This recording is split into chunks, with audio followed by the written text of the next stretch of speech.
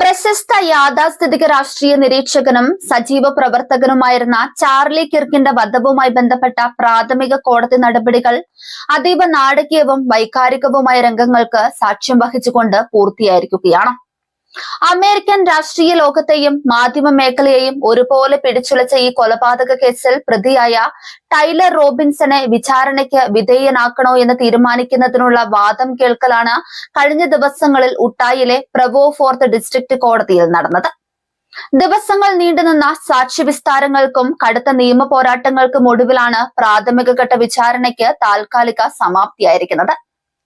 കോടതി മുറിയിലുണ്ടായിരുന്ന അഭിഭാഷകരെയും ജഡ്ജിയെയും ചാർലി കിർക്കിന്റെ കുടുംബാംഗങ്ങളെയും ഒരേപോലെ നിശബ്ദമാക്കിയതും വികാരഭരിതരാക്കിയതുമായ നിരവധി നിമിഷങ്ങൾക്കാണ് കഴിഞ്ഞ ദിവസങ്ങളിൽ വിചാരണാവേള സാക്ഷ്യം വഹിച്ചത്.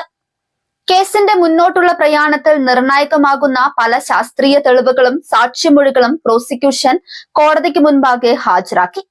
കൊലപാതകം നടന്ന ദിവസം സംഭവ സ്ഥലത്തുണ്ടായിരുന്ന സുരക്ഷാ ഉദ്യോഗസ്ഥരുടെയും രഹസ്യാന്വേഷണ ഏജൻസികളുടെയും വിശദമായ റിപ്പോർട്ടുകൾ കോടതി പരിശോധിച്ചു.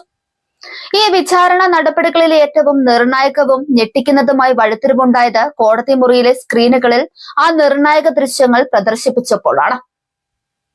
ചാർലി കിർക്ക് വെടിയേറ്റ് വീഴുന്നതിന്റെയും അക്രമിയുടെ തന്ത്രപരമായ നീക്കങ്ങളുടെയും അതീവ വ്യക്തതയുള്ള HD നിരീക്ഷണ ക്യാമറ ദൃശ്യങ്ങളാണ് പ്രോസിക്യൂഷൻ കോടതിയിൽ സമർപ്പിച്ചത്. അതിഭീഷണമായ ഈ ക്രൂരതയുടെ ദൃശ്യങ്ങൾ കോടതിയിൽ പ്രദർശിപ്പിച്ച സമയം കോടതി മുറിയിൽ ഉണ്ടായിരുന്ന കാണികൾക്കും മാധ്യമ പ്രവർത്തകർക്കും കടുത്ത അസ്വസ്ഥതയാണ് ഉണ്ടാക്കിയത്. വെടിയൊച്ചയും തുടർന്ന് അവിടെ ഉണ്ടായിരുന്ന ജനക്കൂട്ടത്തിന്റെ പരിഭ്രാന്തിയും ദൃശ്യങ്ങളിൽ വ്യക്തമായിരുന്നു. എന്നാൽ ഈ ദൃശ്യങ്ങളുടെ ഭീകരതയും കേസിന്റെ സെൻസിറ്റിവിറ്റിയും പരിഗണിച്ച് ഇവ പരസ്യപ്പെടുത്താൻ കഴിയില്ലെന്ന് ബഹുമാനപ്പെട്ട ജഡ്ജി ടോണി ഗ്രാഫ് ഉത്തരവിട്ടു. ഈ നിർണായക ദൃശ്യങ്ങൾ കോടതിയിൽ പ്രദർശിപ്പിച്ച ഘട്ടത്തിൽ ചാർലി കിർക്കിന്റെ കുടുംബാംഗങ്ങൾ അനുഭവിച്ച മാനസിക വിഷമം വിവരിക്കാനാകാത്തതായിരുന്നു. കടുത്ത വേദനയോടെയാണ് അവർ കോടതി മുറിയിലിരുന്നത്. ചാർലി കിർക്കിന്റെ ഭാര്യയായ എറിക്ക കിർക്ക് ഈ ദൃശ്യങ്ങൾ കണ്ടതിന് പിന്നാലെ കോടതി മുറിയിൽ വെച്ച് കടുത്ത മാനസിക വിഭ്രാന്തിയിലാവുകയും പൊട്ടിക്കരയുകയും ചെയ്തു. എറിക്കയുടെ ഈ അവസ്ഥ കണ്ടതോടെ കോടതിയിലുണ്ടായിരുന്ന കുടുംബാംഗങ്ങളും മറ്റ് സുഹൃത്തുക്കളും അവരെ ആശ്വസിപ്പിക്കാൻ ഓടിയെത്തി. എറിക്ക കിർക്ക് കണ്ണീരോടെ തന്റെ കുടുംബാംഗങ്ങളെ കെട്ടിപ്പിടിച്ച് ആശ്വസിക്കാൻ ശ്രമിക്കുന്ന കാഴ്ച കോടതി മുറിയിലുണ്ടായിരുന്ന എല്ലാവരുടെയും കണ്ണുകളെ ഈറാൻ അണിയിച്ചു.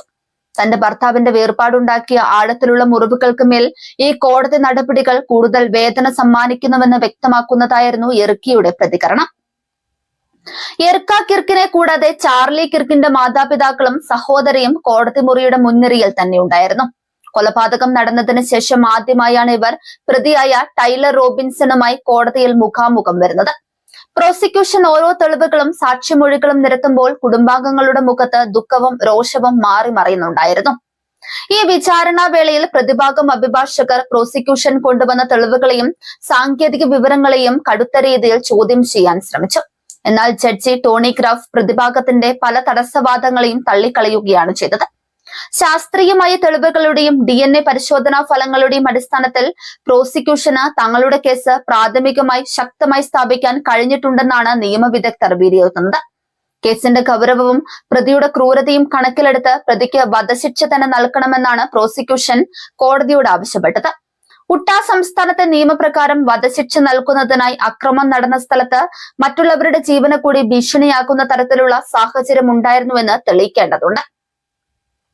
പ്രതിയായ ടൈലർ റോബിൻസൺ ഇതുവരെ തന്റെ മേൽ ചുമത്തപ്പെട്ട കുറ്റങ്ങളിൽ ഔദ്യോഗികമായി മാപ്പപേക്ഷ സമർപ്പിച്ചിട്ടില്ല. താൻ കുറ്റക്കാരനാണോ അല്ലയോ എന്ന് കോടതി മുൻപാകെ വ്യക്തമാക്കേണ്ട അടുത്ത ഘട്ടത്തിലേക്കാണ് കേസ് ഇപ്പോൾ നീങ്ങുന്നത്. ജഡ്ജി ടോണി ഗ്രാഫ് ഈ പ്രാഥമിക വാദങ്ങൾ പൂർണ്ണമായി വിശകലനം ചെയ്ത ശേഷമായിരിക്കും കേസ് പൂർണ്ണമായൊരു വിചാരണയിലേക്ക് മാറ്റുന്ന കാര്യത്തിൽ അന്തിമ ഉത്തരവ് പറയുക.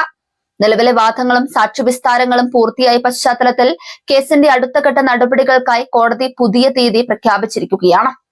വരും മാസങ്ങളിൽ കൂടുതൽ തെളിവുകളുടെ സൂക്ഷ്മ പരിശോധനകൾ നടക്കുമെന്നാണ് വിവരം. കേസിന്റെ അടുത്ത ഔദ്യോഗിക വാദം കേൾക്കൽ വരുന്ന സെപ്റ്റംബർ 1-നായിരിക്കും നടക്കുക. അമേരിക്കൻ രാഷ്ട്രീയ ലോകത്ത് വലിയ സ്വാധീനമുണ്ടായിരുന്ന ചാർലി കിർക്കിന്റെ കൊലപാതകം ഒരു വലിയ രാഷ്ട്രീയ വിവാദമായി ഇപ്പോഴും തുടരുകയാണ്. കൺസർവേറ്റീവ് യൂത്തുകളെ ഒന്നിപ്പിക്കുന്നതിൽ വലിയ പങ്ക് വഹിച്ചിരുന്ന അദ്ദേഹത്തിന്റെ മരണം റിപ്പബ്ലിക്കൻ പാർട്ടിക്കുള്ളിലും വലിയ ചലനങ്ങൾ ഉണ്ടാക്കിയിരുന്നു.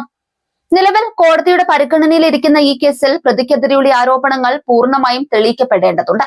ജുഡീഷ്യൽ പ്രക്രിയകൾ അതിന്റെ സ്വാഭാവികമായ പാതയിലൂടെയാണ് മുന്നോട്ട് പോകുന്നത്.